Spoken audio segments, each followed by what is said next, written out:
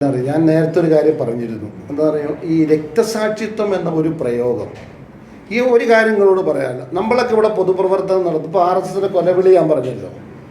RSS ഇപ്പം എൻ്റെ പേരെടുത്ത് പറഞ്ഞു എന്നാണ് പറഞ്ഞത്. എങ്ങനെ STPയുടെ സ്റ്റേറ്റ് പ്രസിഡന്റ്, പിന്നെ ആരാണ് സ്റ്റേറ്റ് സെക്രട്ടറി, ഇതൊക്കെ ആലോചിച്ച് നോക്കി. അങ്ങനെ പറഞ്ഞിട്ടാ കൊലവിളി. ഞങ്ങൾ എന്ത് പ്രതീക്ഷിച്ച ഇവിടെ നടക്കട്ടെ? പേടിച്ചിട്ടോ? അതുണ്ടാവുമല്ലോ. ഞങ്ങൾ മുന്നോട്ടുള്ള പൊളിറ്റിക്സിൻ്റെ ബേസ് എന്താണ്? ഭയത്തിൽ നിന്ന് മോചന. അങ്ങനെ RSSന്റെ ഇടപെടലുകളുടെ ഭയക്കാർ. ഇപ്പോൾ നിങ്ങൾ കണ്ടോ, പാർട്ടിയുടെ ദേശീയ പ്രസിഡന്റ് പങ്കെടുത്ത വലിയ പരിപാടി മുസഫർ നഗറിലാണ് ഇന്നലെ നടന്നത്. UPയിൽ ഒരു വർഷം മുമ്പ് RSS കലാപം നടത്തിയ മുസഫർ നഗറിലാണ് ലക്ഷങ്ങളെ പങ്കെടുപ്പിച്ച് STPയുടെ പബ്ലിക് മീറ്റിംഗ് നടന്നത്. യോഗി ഭരിക്കുന്നിടത്താണ്, മുസഫർ നഗറിലാണ്.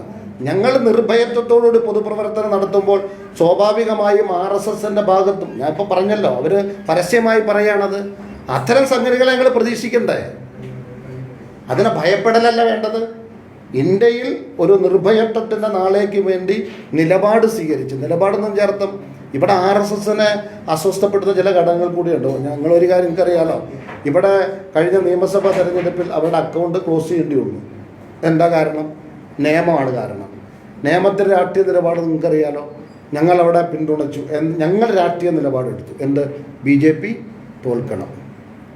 സുരേന്ദ്രൻ പിറ്റേന്ന് പറഞ്ഞല്ലോ BJPയെ തോൽപ്പിച്ച് SDP കുഴപ്പക്കാരാണെന്ന്. അവരുടെ അക്കൗണ്ട് പൂട്ടിച്ചു. എന്ന് പറഞ്ഞാൽ എല്ലായിടത്തും ഞങ്ങൾക്ക് ഒരു രാഷ്ട്രീയ നിലപാടുണ്ട്. RSS മുന്നോട്ട് വയ്ക്കുന്ന ഹിംസാത്മക രാഷ്ട്രീയത്തെ ജനാധിപത്യപരമായി തോൽപ്പിക്കുക എന്നതാണ്. അതിന് ഞങ്ങൾ സ്വീകരിച്ച രാഷ്ട്രീയ ആശയമാണ്, പൊളിറ്റിക്കൽ ഐഡിയോളജിയാണ് സോഷ്യൽ ഡെമോക്രസി. അപ്പോൾ അതുകൊണ്ട് അത് വെച്ചുകൊണ്ട് ഞങ്ങളിവിടെ പ്രവർത്തിക്കുമ്പോൾ, ഇപ്പോൾ കേരളത്തിനൊക്കെ അറിയോ, പലയിടത്തും ഇങ്ങനെ പലരെയും ഇങ്ങനെ ചെയ്യുന്നുണ്ട്. അതുകൊണ്ട് നിർഭയത്വത്തോടു കൂടി ഞങ്ങൾ മുന്നോട്ട് പോകുമ്പോൾ, ഞങ്ങൾ കൃത്യമായി നിലപാട് പറയുമ്പോൾ, ഇപ്പോൾ വത്സന്റഗിരിക്ക് പങ്കുണ്ടെന്ന് സമൂഹത്തോട് ഞങ്ങൾ പറഞ്ഞത് അവരെ അസ്വസ്ഥപ്പെടുത്തിയിട്ടുണ്ടാവും. അപ്പോൾ ഇത്തരം സംഗതികൾ അവരെന്ത് നിലപാട് സ്വീകരിച്ചാലും അതിനെ ഞങ്ങൾ സ്വീകരിക്കും. അതിനെ ഫേസ് ചെയ്യും, അതിനെ അഭിമുഖീകരിക്കും. അപ്പോൾ സ്വാഭാവികമായും ഇപ്പം ഞാൻ ചോദിക്കുന്നത്, ഷാനെ അവർ വധിച്ചു, എന്തെങ്കിലും പ്രശ്നം ഉണ്ടായിട്ടല്ലല്ലോ. അപ്പം എന്താർത്ഥം അത്? അപ്പം ഷാനെ സംബന്ധിച്ചിടത്തോളം ഒരു പൊതുപ്രവർത്തകൻ എന്നതിൽ RSSകാർ കൊല്ലപ്പെട്ടിട്ടുണ്ടെങ്കിൽ അത് ഷാൻ പ്രതീക്ഷിക്കണമല്ലോ. കാരണം RSSനെതിരെയാണല്ലോ ഇവിടെ പ്രവർത്തനം. പീസ്ലൈറ്റ് മീഡിയയിലേക്ക് സ്വാഗതം. നമ്മുടെ ഈ ചാനലിലെ സബ്സ്ക്രൈബ് വളരെയേറെ അത്യാവശ്യമാണ്. ഒപ്പം തന്നെ ലൈക്ക്, കമൻറ്റ്, ഷെയറൊക്കെ വേണം. അപ്പോൾ എല്ലാവരും സബ്സ്ക്രൈബ് ചെയ്യാൻ മറക്കരുത്. ഒപ്പം ലൈക്ക്, ഷെയർ, കമൻറ്റ് ചെയ്യുക. തെരഞ്ഞെടുപ്പ് കമ്മീഷനിൽ രജിസ്റ്റർ ചെയ്ത് പ്രവർത്തിക്കുന്ന ഒരു പൊളിറ്റിക്കൽ പാർട്ടിയാണ്. സോഷ്യൽ ഡെമോക്രസി എന്ന സാമൂഹ്യ ജനാധിപത്യം എന്ന ഒരു രാഷ്ട്രീയ ആശയമാണ് മുന്നോട്ട് വയ്ക്കുന്നത്. അത്തരമൊരു ആശയം വെച്ച് പ്രവർത്തിക്കുന്ന ഒരു പാർട്ടിയാണ്. ഇതിൻ്റെ പ്രവർത്തനം സുഗമമല്ല എന്ന് ഞങ്ങൾക്ക് ബോധ്യമുണ്ട്. അപ്പോൾ എന്തുകൊണ്ടാണ് എന്ന് ചോദിച്ചാൽ, ഇവിടുത്തെ സാധാരണക്കാരുടെ പ്രശ്നങ്ങൾ ഉയർത്തിപ്പിടിച്ചുകൊണ്ടാണ് ഈ പാർട്ടി പ്രവർത്തിക്കുന്നത്. ഇതൊരു അലങ്കൃതമായി പറയുന്നതല്ല. നമുക്കറിയാലോ, ഇപ്പോൾ ആദിവാസി കുട്ടികൾ മരണപ്പെട്ടപ്പോൾ ആദ്യം ഓടിയെത്തിയ പാർട്ടി SDP-യുടെ VK ഉസ്മാനും അമീർ അലിയും തുളസീധരനെ പോലുള്ള നേതാക്കളാണ്. അതിനുശേഷമാണ് സാമ്പ്രദായിക പാർട്ടികൾ പോലും അവിടെ എത്തിയത്. കാരണം ഇത്തരം സാധാരണക്കാരുടെ പ്രശ്നങ്ങളോടൊപ്പം നിൽക്കുന്ന, അത് സമൂഹത്തിൽ ചർച്ച ചെയ്യാൻ അത് അജണ്ടയായി സ്വീകരിച്ച അത്തരം ആളുകളെ, അത്തരം അജണ്ടകളെ സംബോധന ചെയ്യുന്ന ഒരു രാഷ്ട്രീയ പ്രസ്ഥാനമാണ്. ഇതൊരു മതപ്രസ്ഥാനമല്ല. അത് മാർക്സിസ്റ്റ് പാർട്ടി ഹിന്ദു പാർട്ടിയാണ് എന്ന് പറയാൻ പറ്റിയെങ്കിൽ മാത്രമാണ് ഇതൊരു മുസ്ലിം പാർട്ടി എന്ന് പറയാൻ പറ്റുള്ളൂ. എന്ന് പറഞ്ഞാൽ അതുകൊണ്ടൊരു മതപരമായ അജണ്ട വെച്ചുകൊണ്ട് പ്രവർത്തിക്കുന്ന പാർട്ടിയല്ല. ഒരു ജനാധിപത്യ സംവിധാനത്തിൽ ആ ഭരണഘടനയ്ക്ക് വിധേയമായി സോഷ്യൽ ഡെമോക്രസി, ഞാൻ എപ്പോഴും ഇത് പറയുന്നത്, പാർട്ടിയുടെ ഐഡിയോളജി എവിടെയും അങ്ങനെ ചർച്ച ചെയ്യപ്പെടാത്തതുകൊണ്ടാണ്. അപ്പോൾ ഞങ്ങളെ സംബന്ധിച്ചിടത്തോളം പിന്നെ ഒരു പാർട്ടിയുടെ നേതാവ് ഒരു പ്രതിയോഗികളാൽ കൊല്ലപ്പെടുമ്പോൾ, രാഷ്ട്രീയ പ്രതിയോഗികളാൽ അല്ലെങ്കിൽ എങ്ങനെയാകട്ടെ, കാരണം ഒരു ആശയം. ഇപ്പം കേശാൻ ചെയ്ത തെറ്റെന്താ? കേശാൻ അവിടെ ഒരു കേസിലും പ്രതിയല്ല. അവിടെ തൊട്ട് പരിസരത്ത് താമസിക്കുന്ന RSSകാരിൽ ചിലരുണ്ട് ഇപ്പോൾ പോലീസ് പട്ടികയിൽ. ആ പട്ടിക ശരിയാണെന്ന് ഞങ്ങൾ വിശ്വസിക്കുന്നില്ല. കാരണം അത് പലരെയും രക്ഷിക്കാനാണ് എന്നാണ് ഞങ്ങളുടെ വിലയിരുത്തൽ. കാരണം വീടിൻ്റെ പരിസരത്തുള്ള, പക്ഷെ അപ്പോഴും ഒരു RSSകാരനെ ചെയ്യാൻ പറ്റും. കേശാൻ്റെ വീടിൻ്റെ പരിസരത്തുള്ള ഒരു RSSകാരാണ് ഒരു പ്രതി. അപ്പോൾ അയാൾക്കെതിരെ അയാൾക്ക് പോലും ഷാനെക്കുറിച്ചൊരു പരാതി ഉണ്ടാവില്ല. ആരോടും യാതൊരു പ്രശ്നം അങ്ങനെ ഇല്ല. പിന്നെന്താണ്? ഒരു സോഷ്യൽ ഡെമോക്രാറ്റായി ഇവിടെ പൊതുപ്രവർത്തനം നടത്തി എന്നുള്ളതാണ്. ഫാഷിസ്റ്റ് രാഷ്ട്രീയത്തെ തുറന്നു കാണിച്ചു എന്നുള്ളതാണ്. ഇവിടുത്തെ കോർപ്പറേറ്റ് താല്പര്യങ്ങളെ തുറന്നു കാണിച്ചു. അതാണ് ഷാൻ ചെയ്ത തെറ്റ്. അതിൻ്റെ പേരിലാണ് ഷാൻ കൊല്ലപ്പെടുക.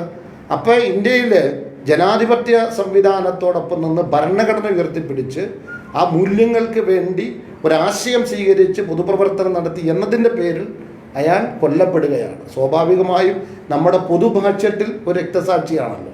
ഇവിടെ പലരും പറയും പോലെ മുരുകൻ കാട്ടാക്കടയുടെ വിപ്ലവകാരം ഉദ്ധരിച്ച് പറയുന്ന പോലെ അല്ല, അതാണ് അതിൻ്റെ ഒരു സംഗതി. അതൊരു മതപരമായ അങ്കിൾ പറയുന്നതല്ല. അത് മാർക്സിസ്റ്റ് പാർട്ടിയുടെ പലരും കൊല്ലപ്പെടുമ്പോൾ രക്തസാക്ഷി എന്ന ഒരു പ്രയോഗമുണ്ടല്ലോ, അതാണ് അതിൻ്റെ ഒരു പൊതുവെ ഒരു താല്പര്യം. അതാണ്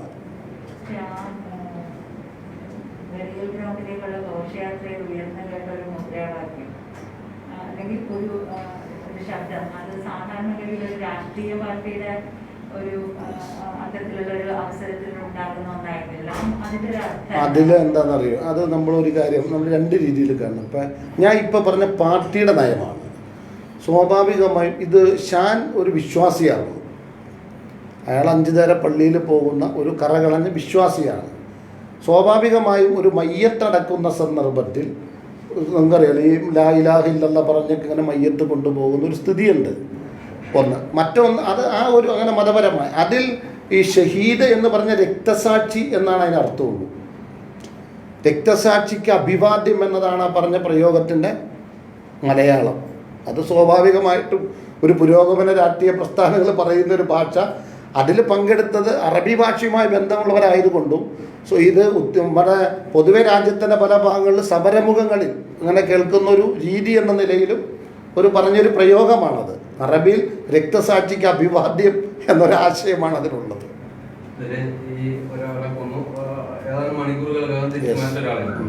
ഈ രഞ്ജിത്ത് കൊല്ലപ്പെടുമ്പോൾ സംസ്ഥാന നേതൃത്വത്തിന് അറിവുണ്ടായിരുന്നു, അത് ജില്ലാ നേതൃത്വം പ്ലാൻ ചെയ്തിരുന്നതാണോ?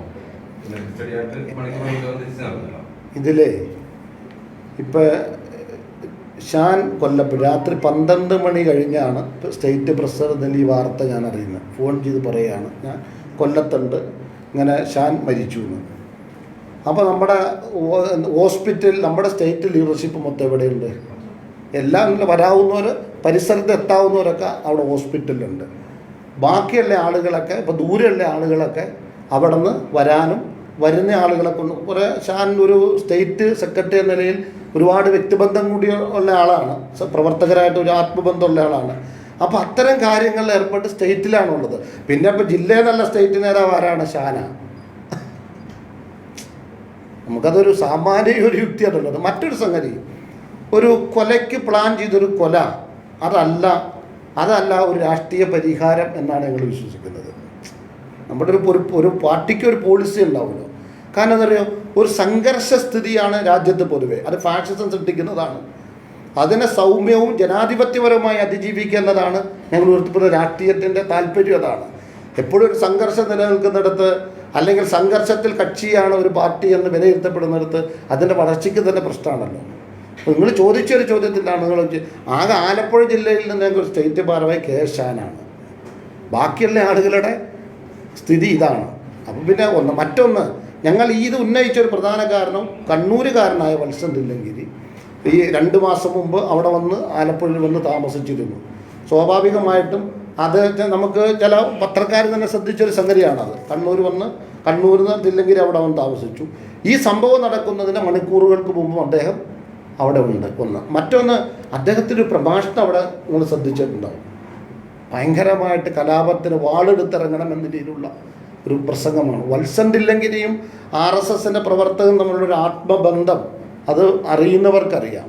അവരുടെ ഭയങ്കരമായ ഒരു ബന്ധമുള്ള ഒരാളാണ് വത്സൻ തില്ലങ്കേരി എന്നതുകൊണ്ടും അദ്ദേഹം ഈ മണിക്കൂറുകൾക്ക് മുമ്പ് അവിടെ ഉണ്ട് എന്നതും മണിക്കൂറുകൾക്ക് മുമ്പ് വരെ ഉണ്ട് എന്നത് മാത്രമല്ല തൊട്ടടുത്ത ദിവസങ്ങൾ അവിടെ ഉണ്ട് എന്നതും വളരെ കൃത്യമാണ്. മാത്രമല്ല കേരളത്തിൽ നടന്ന ഒരുപാട് കലാപങ്ങളിലും കൊലപാതകങ്ങളിലും പ്രതി ചേർക്കപ്പെട്ട ആൾ കൂടിയാണ് വത്സൻ തില്ലങ്കേരി.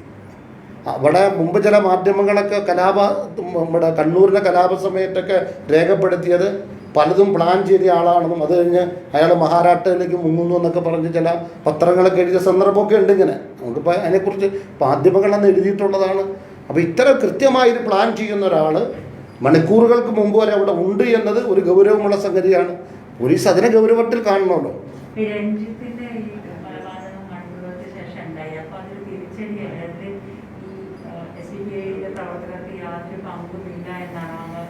ആ വിഷയത്തിൽ നമ്മൾ പോലീസിനോട് പറഞ്ഞത് വളരെ കൃത്യമായി നിങ്ങൾ അന്വേഷിക്കണം. നമുക്കതിൽ നിങ്ങൾ അന്വേഷിച്ചിട്ട് അതിൻ്റെ നിയമാനുസൃതം നീതിപൂർവ്വമുള്ള അന്വേഷണത്തിലൂടെ എന്ത് ചെയ്യണം. ഞാൻ പറഞ്ഞല്ലോ, ഇപ്പോൾ SDP പ്രവർത്തകർക്ക് ബന്ധമുണ്ട് എന്ന് പറയുന്നത് അതിൽ ആരെങ്കിലും ഇപ്പം അറിഞ്ഞാൽ നമുക്ക് പറയാം നമ്മുടെ ആളുകളാണെന്ന് പറയാം. നമ്മുടെ ലീഡർഷിപ്പ് എവിടെയൊക്കെയായിരുന്നു ഉള്ളതെന്ന് ബോധ്യമുണ്ട്. അപ്പോൾ സ്വാഭാവികമായിട്ട് നീതിപൂർവ്വം പോലീസ് അത് അന്വേഷിച്ചാൽ അത് കണ്ടെത്തട്ടെ. നമ്മൾ അന്വേഷണത്തോട് സഹകരിക്കുകയാണല്ലോ. ഒരു കാര്യം കൂടി, പോലീസിന്റെ ഗുരുതരമായ ആരോപണങ്ങളാണ് ഉന്നയിക്കുന്നത്. ഒന്ന്, പോലീസിന്റെ പ്രതിപട്ടിക പോലും സംശയിക്കപ്പെടുന്ന അവസ്ഥ ഇഷാൻ കൊലപാതകവുമായി ബന്ധപ്പെട്ട്. രണ്ട്, പോലീസ് SDP പ്രവർത്തകരെ പിടിച്ചുകൊണ്ട് പോയിട്ട് ജയശ്രീറാം വിളിക്കാൻ ആവശ്യപ്പെടുന്നു. ഗുരുതരമായ ആരോപണമാണ്. അപ്പോൾ ഈ പോലീസിന്റെ ഈ അന്വേഷണത്തിൽ എത്രത്തോളം വിശ്വസിച്ച് മുന്നോട്ട് പോകാൻ പറ്റും? മറ്റൊരു അന്വേഷണത്തിലേക്ക് ആവശ്യപ്പെടുന്നത് അതിലെന്താണെന്നറിയോ, കേരളത്തിൻ്റെ പോലീസ് സംവിധാനം മൊത്തം മോശമാണ്, വർഗീയമാണെന്നൊരു അഭിപ്രായം നമുക്കില്ല. അത് നമ്മൾ കാരണം പൊതു സംവിധാനമാണ്, നമുക്ക് ആ ഒരു മുൻവിധിയൊന്നുമില്ല. പക്ഷെ പോലീസ് സംവിധാനത്തിൽ ഇത്തരം ചില സ്വഭാവമുണ്ട്. അത് ഈ ഒരു കാര്യത്തിൽ മാത്രമല്ല. അപ്പോൾ നിങ്ങൾ റിപ്പോർട്ട് ചെയ്യുകയാണല്ലോ, റിയാസ് മൗലി കൊല്ലപ്പെട്ടത് പള്ളി കിടന്ന് ഉറങ്ങുമ്പോഴാണ്.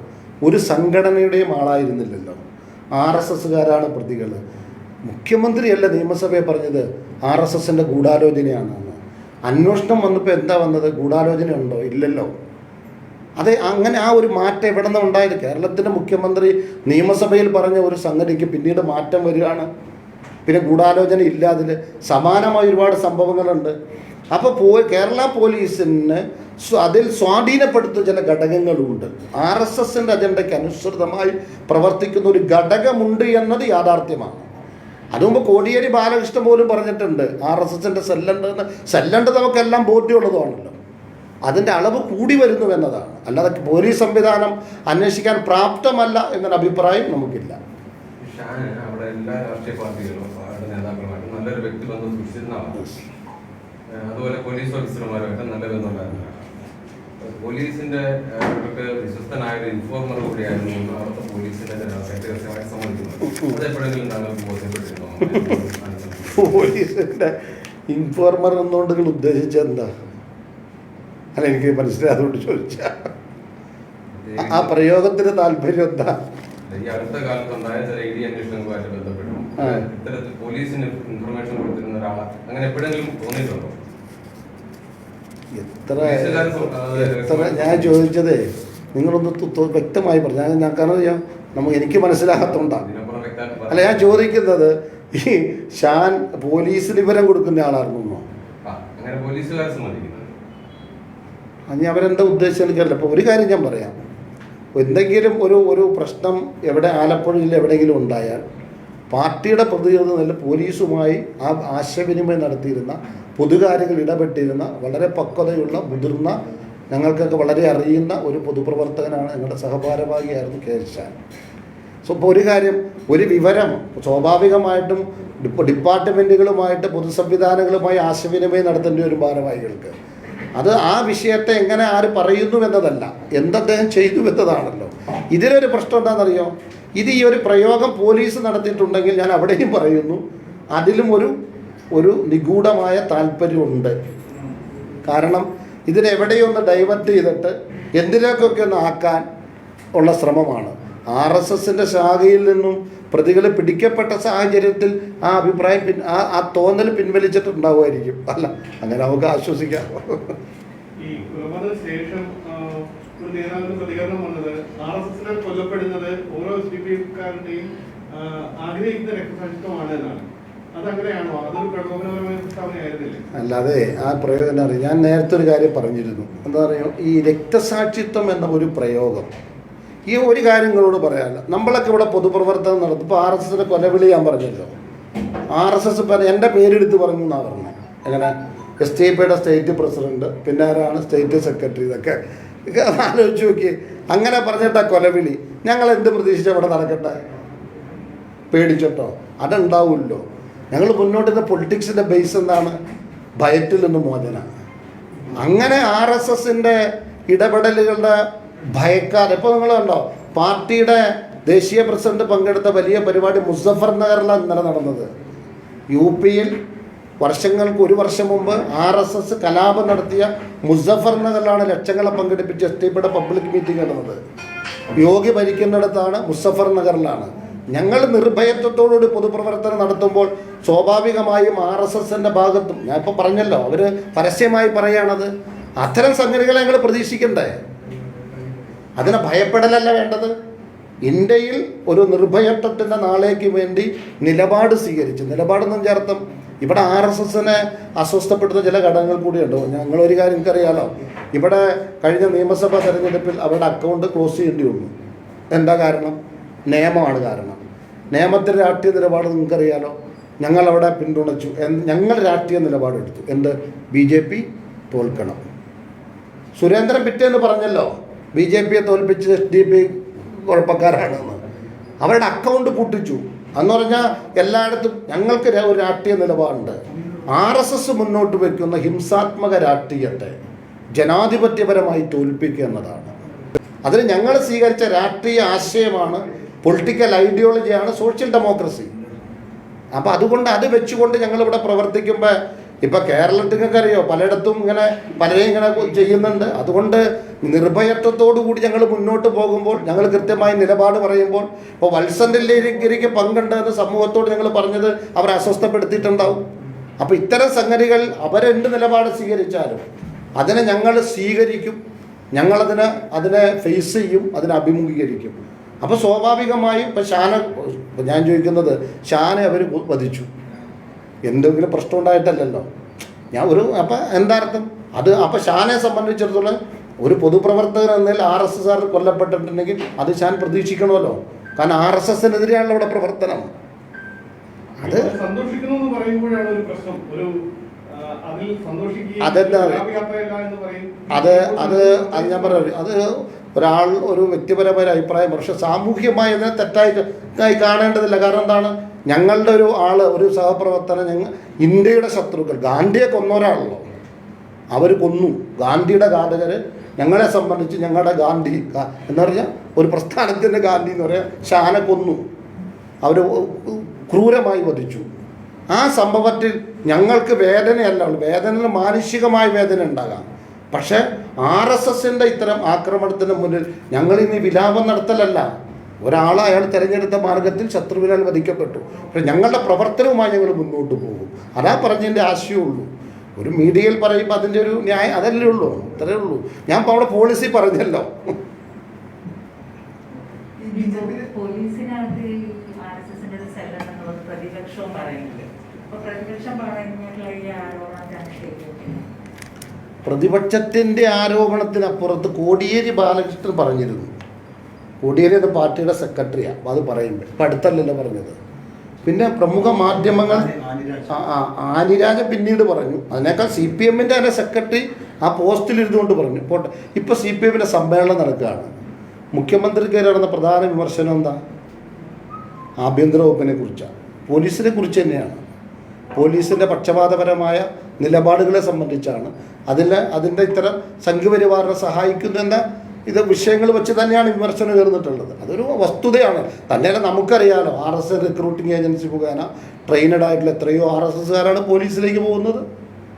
അതൊക്കെ നമുക്ക് നാട്ടിൽ ബോധ്യമുള്ള സംഗതിയാണല്ലോ. അവരുടെ സെല്ല് പ്രവർത്തിച്ചുകൊണ്ടിരിക്കുന്നുണ്ട്, മീറ്റിങ്ങുകൾ നടക്കുന്നുണ്ട്, അതൊക്കെ ഉണ്ട്. അതൊക്കെ ഒരു വസ്തുതയാണ്. സ്വാഭാവികമായിട്ടും ഒറ്റ കാര്യം ഒന്ന് ആലോചിച്ച് നോക്കി. ഇവിടെ മുസ്ലിങ്ങളില്ലാത്ത ഇന്ത്യ എന്നൊരു പ്രത്യയശാസ്ത്രം, ക്രൈസ്തവരും കമ്മ്യൂണിസ്റ്റുകാരും ഇല്ലാത്ത ഇന്ത്യ എന്നൊരു പ്രത്യയശാസ്ത്രം, അത് വെച്ചുകൊണ്ട് സംഘാടന നടത്തുന്ന ഒരു സംഘടന, അവരേത് സംവിധാനത്തിൽ വന്നാലും അവരുടെ ആശയത്തിനപ്പുറത്തും വിശ്വാസത്തിനപ്പുറത്തും എന്തെങ്കിലും പ്രതീക്ഷിക്കണോ? അങ്ങനെ പറ്റുമോ? പുള്ളിപ്പുലിയുടെ പുള്ളിമായോ? അതിനെ ഏത് കതിറും ഏത് കാവ്യം ധരിപ്പിക്കട്ടെ, പക്ഷേ ആ പുള്ളിമായുമല്ലോ. RSSനെ സംബന്ധിച്ച് സത്യത്തിൽ ഒന്ന് ചർച്ച ചെയ്ത് നോക്കി. RSSൻ്റെ ഐഡിയോളജി എന്താണ്? എത്ര കാലമായി RSS കലാപം തുടങ്ങിയിട്ട് നാളിതുവരെ എന്തൊക്കെ ചെയ്തു?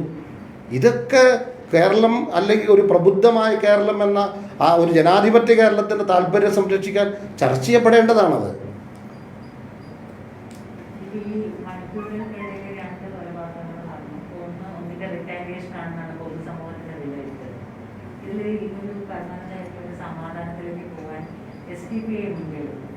തീർച്ചയായിട്ടും ഇവിടെ ആലപ്പുഴ ജില്ലാ കളക്ടർ അവിടെ ഇന്ന് 4 മണിക്ക് സർവകക്ഷി മീറ്റിംഗ് വിളിച്ചിട്ടുണ്ട്.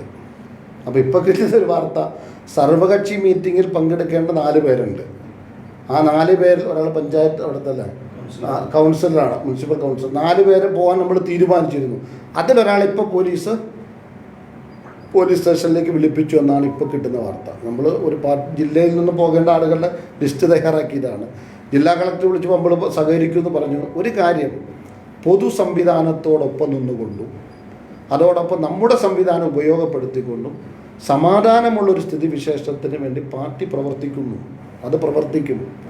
ഞങ്ങളെവിടെയും ഒരു കലാപാഹ്വാനം നടത്തിയിട്ടില്ല. ഞാൻ നേരത്തെ പറഞ്ഞല്ലോ, നിരന്തരമായി കലാപങ്ങൾക്ക് ഇരയാക്കപ്പെട്ട ഒരു സമൂഹത്തിന് സ്വസ്ഥത കിട്ടുന്നതിന് വേണ്ടിയാണ് ഈ ഒരു പാർട്ടി പ്രവർത്തിക്കുന്നത്.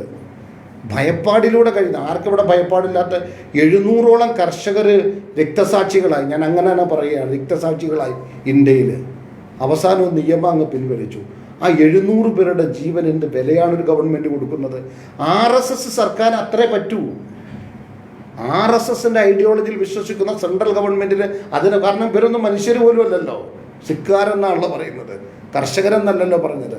ഇത്ര ഒരു മൃഗീയത എന്ന് പോലും പറയാൻ പറ്റാത്ത ഒരു ക്രൂരത നെഞ്ചിലേറ്റുന്ന ഒരു സംവിധാനം ഇവിടെ അക്രമത്തിന് ശ്രമിച്ച് ഇത്രയും നാൾ ഇവിടെ ഭീതി പരത്തുമ്പോൾ സ്വസ്ഥതയുടെ സ്ഥിതിവിശേഷത്തിന് വേണ്ടി ഒരു രാഷ്ട്രീയ ഇടപെടൽ നടത്തിക്കൊണ്ടിരിക്കുന്ന ഒരു പ്രസ്ഥാനമാണ്. ഞങ്ങൾ 100% സഹകരിക്കും. പക്ഷേ ഇതുപോലുള്ള സമീപനം, ഇപ്പം 4 മണിക്ക് നടക്കേണ്ട ഒരു മീറ്റിങ്ങിൽ, കളക്ടർ വിളിച്ച മീറ്റിങ്ങിൽ പങ്കെടുക്കാൻ വേണ്ടി നമ്മൾ പങ്കെടുക്കുമെന്ന് നിശ്ചയിച്ചു കൊടുത്ത ആളുകളിൽ നിന്നും ഒരാളെ ഇപ്പം എന്ത് ചെയ്യാണ്, പോലീസ് പിടിച്ചോന്നു. ഒരു കാര്യം കൂടി, ആലപ്പുഴ പോലീസ് പ്രത്യേകിച്ച് പക്ഷപാതപരമായി പെരുമാറുന്നുണ്ട്.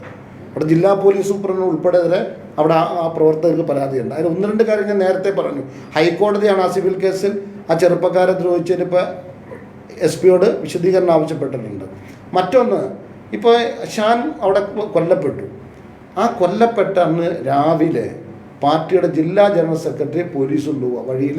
കാരണം പല ഭാഗത്തും പ്രവർത്തകർ വരുമല്ലോ, അപ്പോൾ പ്രവർത്തകർ കൂട്ടം കൂടാൻ പാടില്ല, 144 ആണ്, വാഹനങ്ങൾ ഇങ്ങോട്ട് വരാനൊക്കെ പറഞ്ഞ് നിയന്ത്രിക്കാൻ വേണ്ടി പാർട്ടി ജില്ലാ പ്രസിഡന്റ് ചുമതലപ്പെടുന്ന ജില്ലാ സെക്രട്ടറിയെ വഴിയിൽ എന്ത് ചെയ്യാണ്, പോലീസ് കൊണ്ടുപോവാണ്. ഇതുവരെ വിട്ടിട്ടില്ല. നമ്മളൊരു കേസ് എടുക്കുക, അതില്ല, ആളെ വിട്ടിട്ടില്ല. തൻ്റെ സഹപ്രവർത്തകൻ 10-25 കൊല്ലം ഒരുമിച്ച് പ്രവർത്തിച്ച സഹപ്രവർത്തകൻ ക്രൂരമായി കൊല്ലപ്പെട്ടിട്ട് മതപരമായി ആ ചടങ്ങിലൊന്ന് പങ്കെടുക്കാൻ പോലും പെർമിഷൻ നൽകാതിരിക്കാൻ എന്ത് കുറ്റമായിരുന്നു സാലിം എന്ന ഞങ്ങളുടെ ജില്ലാ സെക്രട്ടറി, നിങ്ങളൊന്ന് ചോദിക്കുക, അവിടുത്തെ മാധ്യമങ്ങളൊന്ന് ചോദിക്കട്ടെ ജില്ലാ പോലീസ് സൂപ്രണ്ടിനോട്. ഇത്രയും സാലിം. ഇപ്പോൾ ഞാൻ പറഞ്ഞത് സർവകക്ഷി യോഗത്തിൽ, അപ്പോൾ അവിടെ സമാധാനം ഉണ്ടാകാൻ പാടില്ല എന്ന് പോലീസിലെ RSS സെല്ലിന് താല്പര്യമുണ്ട്. ഇപ്പോൾ നോക്കി രാഷ്ട്രപതി ഭരണത്തിന് വേണ്ടിയുള്ള ചർച്ചകൾ എടുക്കുക. അന്നത്തെ ചില BJP അനുകൂല പത്രങ്ങൾ അങ്ങനെ തന്നെ എഴുതിയിട്ടുണ്ട്. രാഷ്ട്രപതി 50 എന്ന് പറഞ്ഞാൽ RSSൻ്റെ രാഷ്ട്രീയ താല്പര്യം നടപ്പിലാക്കാൻ ശ്രമിക്കുമ്പോൾ സർവകക്ഷി യോഗത്തിൽ പങ്കെടുക്കാൻ നിശ്ചയിക്കപ്പെട്ട ആളിപ്പോൾ ഇനി എന്താ ഞങ്ങൾ ചെയ്യേണ്ടത്? ഞങ്ങൾ സമാധാന ശ്രമങ്ങളോട് പൂർണ്ണമായി ഒപ്പം നിൽക്കുന്നു. ഇത്തരമൊരു സ്ഥിതി ഇനി അവിടെ സമാധാന ചർച്ചയ്ക്ക് ചെല്ലുന്ന പോലീസ് സംവിധാനം അന്വേഷിക്കട്ടെ. ഞങ്ങൾ അന്വേഷിക്കട്ടെ എന്ന് പറഞ്ഞത് അത് കണ്ടെത്തണം. നമുക്കതിലിപ്പോൾ ആക്ഷേപമൊന്നുമില്ല, കാരണം അതാണല്ലോ. പക്ഷെ അതോടൊപ്പം ഞാൻ ഒരു കാര്യം പറയുന്നു. ഇപ്പോൾ ചില റിപ്പോർട്ടുകളൊക്കെ ഇങ്ങനെ വരുന്നുണ്ട്. പക്ഷെ ഷാൻ ആരായിരുന്നുവെന്നും ഷാൻ ആ നാട്ടിൽ എത്ര സ്വീകാരനായിരുന്നുവെന്നും ഷാൻ്റെ കുടുംബത്തിൻ്റെ സ്ഥിതി എന്തായിരുന്നുവെന്നെല്ലാം നമ്മളും വിസ്മരിക്കരുത്. എല്ലാവരും ഒരുപോലെയാണ്. രണ്ടാമത് കൊല്ലപ്പെട്ടയാളുടെ കുടുംബത്തിൻ്റെ സ്ഥിതിയും ചർച്ച ചെയ്യണം. അതോടൊപ്പം ഷാൻ്റെ ഒരു കുടുംബത്തിൻ്റെ സ്ഥിതിയുണ്ട്. 10 വയസ്സിൽ താഴെ 2 മക്കളാണ്. എപ്പോഴും യാത്രയും പറയാം, എപ്പോഴും ഇങ്ങനെ വിളിച്ചുകൊണ്ടിരിക്കുന്ന 2 മക്കളാണ്. ഏതെങ്കിലും ഒരു പ്രശ്നം ഉണ്ടാക്കാൻ പോയിട്ട് ഷാൻ കൊല്ലപ്പെട്ടതല്ല. വീട്ടിലേക്ക് പഞ്ചസാരയും എണ്ണയും വാങ്ങാൻ വേണ്ടി 2 വീലറിൽ പോയ ആളാണ്. അപ്പോൾ അത് ഒരു ഗൗരവമായൊരു കാര്യമാണത്. ഏതെങ്കിലും ആലപ്പുഴ പോലീസ് പറയട്ടെ, അല്ലെങ്കിൽ കേരളത്തിൽ എവിടെയെങ്കിലും പോലീസ് പറയട്ടെ, ഏതെങ്കിലും ഒരു പ്രശ്നത്തിൽ ഷാൻ സംശയിക്കപ്പെട്ട ആളാണ്. അതുപോലും അല്ല. അത്തരം നിരപരാധിയായ ഒരാൾ കൊല്ലപ്പെട്ട് അദ്ദേഹത്തിൻ്റെ കുടുംബത്തിൻ്റെ മക്കളുടെ ഒരു സ്ഥിതിവിശേഷമുണ്ട്, ഭാര്യയുടെ സ്ഥിതിയുണ്ട്, വളരെ ദയനീയമാണല്ലോ. അപ്പോൾ അത്തരം ഒരു വസ്തുതയും നിലനിൽക്കുന്നുണ്ട്. അതോടൊപ്പം സ്വസ്ഥമായി കഴിഞ്ഞിരുന്ന പ്രദേശത്ത് ഈ ഒരു സംസ്ഥാന നേതാവിനെ കൊന്നുകൊണ്ട് വധിച്ചുകൊണ്ട് കേരളത്തിൽ ഒരു കലാപത്തിന് തുടക്കം കുറിച്ച ഒരു പ്രവണതയും ഉണ്ട്. നേരത്തെ ആലപ്പുഴയിൽ കൊല്ലപ്പെട്ട RSS പ്രവർത്തകന്റെ ആ വധത്തിലുള്ള തിരിച്ചടിയാണ് ഇപ്പോൾ പിടിയിലായവർ പറയുന്നത്. നന്ദു എന്ന് പറയുന്ന ഒരു പ്രവർത്തകൻ കൊല്ലപ്പെട്ടതിലുള്ള തിരിച്ചടിയാണ്. ഷാൻ ഉൾപ്പെടെ 4 SDP നേതാക്കളെ ജില്ലയിൽ അവർ ടാർഗറ്റ് ചെയ്തിരുന്നു എന്ന് പറയുന്നു. ഷാന്റെ വീട്ടിന്റെ പരിസരത്തിൽ അപരിചിതരെ കണ്ടുവെന്നും ഭാര്യ പറയുന്നു. അപ്പോൾ ഇതൊന്നും സംഘടനയുടെ ശ്രദ്ധയിൽപ്പെട്ടിരുന്നില്ല, അല്ലെങ്കിൽ ഷാൻ ഇങ്ങനെ സുരക്ഷാ ഭീഷണി ഉള്ളതോ അല്ലെങ്കിൽ അത്തരം കാര്യങ്ങൾ? ഇത് നാട്ടിൽ ഇപ്പോൾ ഞങ്ങളൊക്കെ ഇങ്ങനെ യാത്ര ഇപ്പോൾ ഈ ഓരോരുത്തർക്കും സുരക്ഷ കൊടുക്കേണ്ട ഉത്തരവാദിത്വം ഒരു പാർട്ടിക്കുണ്ടോ? അല്ല, അങ്ങനെ ഉണ്ടോ? നമ്മളങ്ങനെ അല്ലല്ലോ. ഇവിടെ ഒരു പൊതു സംവിധാനമുണ്ട്, പോലീസ് സംവിധാനമുണ്ട്. പിന്നെ നമ്മുടെ നാട്ടിലൊക്കെ ഇപ്പോൾ ഇങ്ങനെ ജീവിക്കുമ്പോൾ ഇങ്ങനെയൊക്കെ പ്രതീക്ഷിച്ചാണ് ജീവിക്കുക. ഇങ്ങനെ പതിയിരുന്ന് ഇങ്ങനെ കൊല്ലും, ആക്രമിക്കും, അങ്ങനെ 4 പേരെ ടാർഗറ്റ് ചെയ്തിരുന്നു. അതൊക്കെ RSSന് പറ്റും. ഞാൻ പറഞ്ഞത് അങ്ങനെ ജീവിക്കാൻ പറ്റുമോ? പൊതുപ്രവർത്തനം നടത്താൻ പറ്റുമോ? അല്ല, അതിന് വീട്ടുകാർ ഇതിന് ശേഷം എന്ന് പറഞ്ഞപ്പോൾ ഇതിന് ശേഷം അങ്ങനെ പറഞ്ഞവരെ എനിക്കറിയില്ല. ഒരുപക്ഷെ ഈ സംഭവത്തിന് ശേഷം അവർക്ക് പിന്നീട് ഉണ്ടായ ഫീലിംഗ് ആയിരിക്കും, നേരത്തെ ആരെങ്കിലും വന്നു പോയല്ലോ, ദുരൂഹമായി കണ്ടല്ലോ എന്നൊക്കെ. അല്ലാതെ ഇപ്പോൾ നമ്മുടെ പരിസരത്തൊക്കെ ആരെങ്കിലും കണ്ട ആരാ കണ്ടതെന്ന് ചോദിക്കും. ചെല്ലാം അറിയില്ല എന്ന് പറഞ്ഞു, അത്രയൊക്കെയല്ലേ ഉള്ളൂ. നമുക്ക് എന്തെങ്കിലും ഞാനൊരു എന്തെങ്കിലും ഒരു പ്രശ്നത്തിൽ പെട്ട ആളാണല്ലോ എന്ന് വിചാരിച്ചാലാണല്ലോ എതിരാളികൾ വരുമെന്ന് പ്രതീക്ഷിക്കുകയുള്ളൂ. അല്ല, നമ്മൾ ആരെങ്കിലും ഇങ്ങനെ പ്രതീക്ഷിക്കാറുണ്ടോ?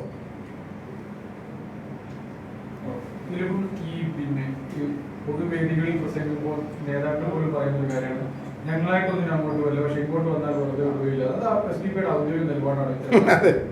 അത് ഇങ്ങോട്ട് വന്ന വിടൂല എന്നറിയോ? ഒരു കാര്യം, ഇവിടെ ഈ തല്ലുകൊണ്ട് മാത്രമേ ഒരു ശീലം ആകണ്ടല്ലോ. ഞാൻ അങ്ങനെ ഇങ്ങോട്ട് വന്നാൽ ഇങ്ങോട്ട് ഞങ്ങൾ അങ്ങോട്ട് പോയി കലാപം ഉണ്ടാക്കാറില്ല. ഇങ്ങോട്ട് തല്ലാമെന്ന് എന്ത് ചെയ്യണം? ഗാന്ധി പറഞ്ഞ പോലെ മറുകവളും കൂടി കാണിച്ചു കൊടുക്കുക എന്ന് പറയുന്ന ഗാന്ധിസം അല്ല. തല്ലാമെന്ന കൈ പിടിക്കും. അത് നമ്മുടെ ഒരു മന്ദബുദ്ധിയുടെ നേരെ ഒരു കല്ലെടുത്ത് തോന്നി നോക്കി, അല്ലെങ്കിൽ അവനെ ഒന്ന് ആക്ഷേപിച്ചു നോക്കി, അവൻ പോലും പ്രതികരിക്കും. അപ്പോൾ ഒരാൾ ഒരു പൗരനെ ആക്രമിക്കാൻ വേണ്ടി വരുമ്പോൾ സെൽഫ് ഡിഫെൻസ് അതൊരു ഒരു ഒരു ഒരു പൗരാവകാശമല്ലേ? അതാണ് പ്രശ്നം. അത് നിങ്ങൾ നമ്മളെല്ലാവരും ചെയ്തതല്ലേ? അതിനെ ആ നിലയിൽ കണ്ടാൽ പോരെ. ഞാൻ ഒറ്റ കാര്യം കൂടി ഞാൻ ആവർത്തിച്ചു പറയും, എവിടെയെങ്കിലും SDPI ഒരു കലാപം നടത്തി, വർഗീയമായ, ഞാൻ ഒരു കാര്യം കൂടി നിങ്ങൾ ശ്രദ്ധിക്കേണ്ടത്, കമ്മ്യൂണൽ വയലൻസ്, മതപരമായ ഈ നാട്ടിൽ കേരളത്തിൽ ആരെങ്കിലും ആക്ഷേപിക്കുന്ന നിന്ദിക്കുന്ന തരത്തിൽ പ്രസംഗം നടത്തിയെന്ന പേരിലോ പ്രയോഗം നടത്തിയെന്ന പേരിലോ SDPയുടെ ഒരു നേതാക്കൾക്കെതിരെ ഒരു കേസ് പോലുമില്ല. അത് നമ്മൾ മനസ്സിലാക്കണത്. അത്ര സുതാര്യമായ നീതിന്യായ വ്യവസ്ഥയെ മാനിച്ചുകൊണ്ട്, അത് ഔദാര്യമല്ലല്ലോ ആരുടെ, നമ്മൾ ഈ രാജ്യത്തെ പൗരന്മാരാണല്ലോ. ആ പൗരബോധത്തോടു കൂടിയുള്ള രാഷ്ട്രീയ പ്രവർത്തനമാണ് നടത്തേണ്ടത്. കാരണം പൗരധർമ്മവുമായി ബന്ധപ്പെട്ടതാണല്ലോ രാഷ്ട്രീയ പ്രവർത്തനം. അപ്പം അതുകൊണ്ട് അത് ആ നിലയിൽ കണ്ടാൽ മതി. അത് ഒരു നൈസർഗിക വാസന. ചിലരത് പറയുന്ന ഞങ്ങൾക്ക് ഈ വാസന ഉണ്ടെന്ന്, ചിലർ പറയാതിരിക്കുന്നു.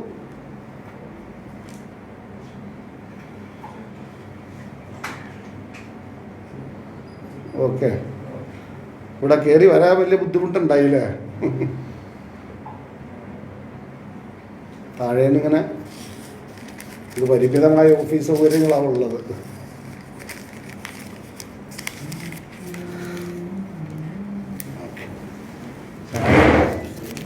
ചായ ഉണ്ട്.